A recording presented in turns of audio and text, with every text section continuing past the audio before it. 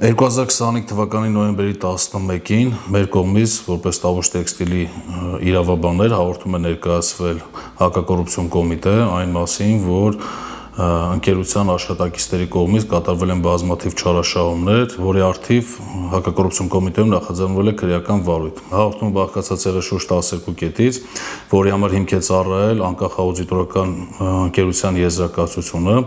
եւ այդ աուդիտորական եզրակացության հիման վրա պարզվել են բազմաթիվ հանգամանքներ առայն, որ ընկերության ղեկավար կազմը գործել է ի վնաս ընկերության շահերին։ Մասնավորապես աուդիտորական եզրակացության համաձայն պարզվել է, որ ընկերության աշխատակիցների կողմից արհեստականորեն բարձրացվել է ընկերության արտադրանքի ինքնարժեքը, որի արդյունքում ընկերությունը տարիների ընթացքում կրել է տասնյակ միլիոնավոր դոլարների վնասներ։ Բացի այդ, իրականացված ուսումնասիրման արդյունքում նաև պարզվել է, որ ընկերության աշխատակիցները ընկերության բանկային քարտի միջոցով կատարել են անձնական գնումներ, անձնական կարիքների համար կատարել են ընկերության շահերից չբխող ծախսեր, որը եւս աուդիտորական եզրակացության կողմից արտացոլվել է, ինչպես նաև մի շարք այլ հանգամանքներ, որոնք հիմք են հանդիսացել հաղորդում ներկայացնելու համար։ Հաղորդումը, ինչպես նշեցի, ներկայացվել է 2025 թվականի նոյեմբերի 11-ին։ Առ այսօր որևէ անձի մեղադրանք ներկայացված չէ, սակայն 12 կետից ներկայացված հաղորդման հիմնավորումներում մանրամասն շարադրվել են այնպիսի հանգամանքներ, որոնք որևէ փորձագիտական, հատուկ մասնագիտական գիտելիքների անհրաժեշտություն այդ հանգամանքը հիմնավորելու համար պարտադիր չէ, այլ անհրաժեշտ է զուտ վարույթ իրականացնող մարմնի կողմից պատշաճ ջանասիրություն, որպեսզի անձանց հարցաքննեն եւ ներկայացնեն համապատասխան մեղադրանք այդ կատարված հանցանքների վերաբերյալ։ Սա մեր կողմի գնահատականն է, որը հիմնված է փաստերի վրա, այն է անկախ աուդիտորական եզրակացության եւ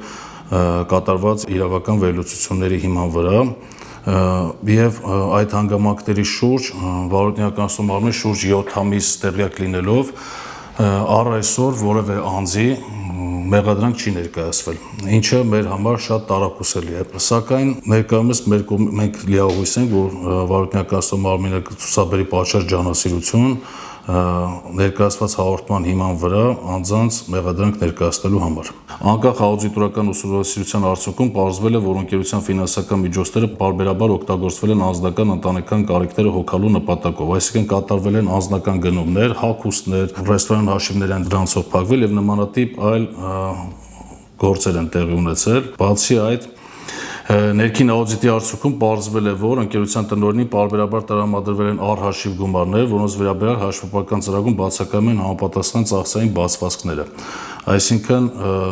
որևէ հիմնավորում, թե ինչի հիման վրա այս փոխանցումները կատարվել, այս փոխանցումներով ինչ ծախսեր են հոգացել ընկերության համար, որևէ նշում, որևէ հանգամանք ընկերության հաշվապահական փաստաթղթերում առկա չի եղել։ Բացի այդ, ուսումնասիրությամբ պարզվել է, որ ընկերության աշխատակիցների կողմից անտեսվել է նաև հիմնադրի որոշումը առ այն, որ հիմնադրի կողմից սահմանվել է ավելի ցածր աշխատավարձ ընկերության համապատասխան աշխատակիցների համար, սակայն վերջիններս շարունակել են ստանալ այն նույն աշխատավարձը, ինչը նախկինում է գրանցված եղել։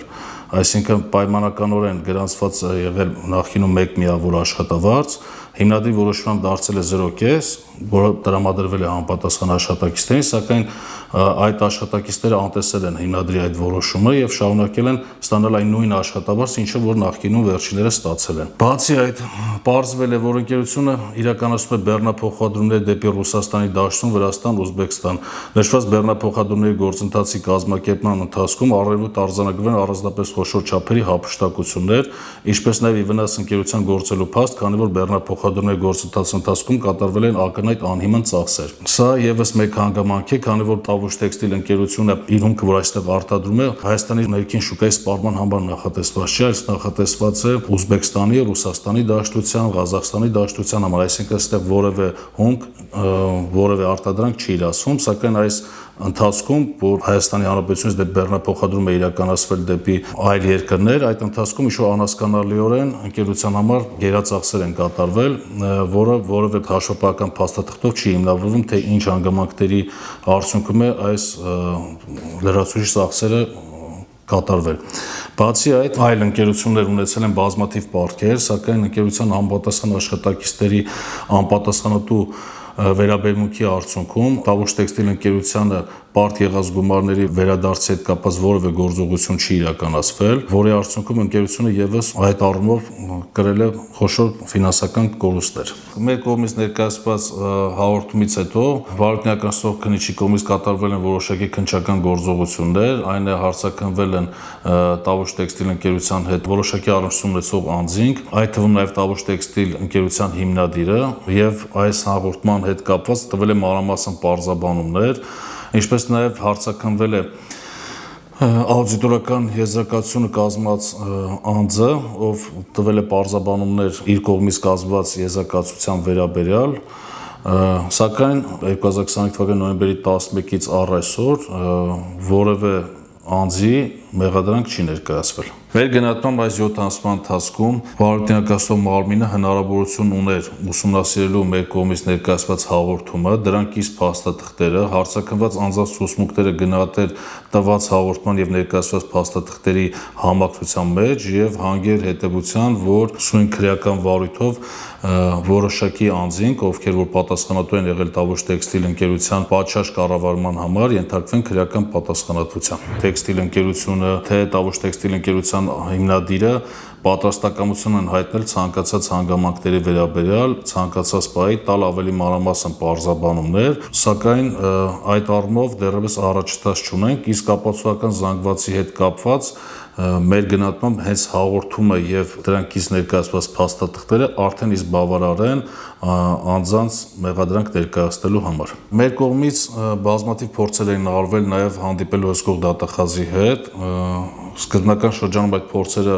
անհաջողության էին մատնվում, սակայն հետագայում ստացանք հսկող դատախազի կողմից համապատասխան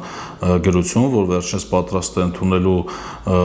Տավուշ տեքստիլ ընկերության հիմնադրին եւ լսելու վերջինիս կողմից բարձրացված հարցերը նախաքննության նկատմամբ բազմակողմանի օբյեկտիվ եւ լրիվ քննություն իրականացնելու շարժառիթից ելնելով եւ դատախազի կողմից ընդունելություն է կազմակերպել, որտեղ նաեւ հսկող դատախազի նկատմամբ հսկողություն իրականացնող դատախազին Տավուշ տեքստիլ ընկերության հիմնադիր Սուրեն Երիցյանի կողմից մանրամասն ներկայացվել են ընկերությունում առկա խնդիրները, ինչ խնդիրներ են առաջացրել ընկերության նախկին աշխատակիցները, նաև պարոն Երիցյանի կողմից դժգոհություն է հայտնվել վարույթի ոչ արագ քննության հետ կապված եւ իմ կարծիքով այդ քննարկումը եղել է շատ առարկայական եւ դատախազի կողմից ընդունելության արդյունքում որոշակի մեր մտահոգություններ այսպես ասած փարատվեցին եւ պարոն Երիցյանի կողմից էլ համոզմունք ձևավորվեց, որ քննությունը իրականացվում է ամբողջությամբ օբյեկտիվ եւ լրիվ։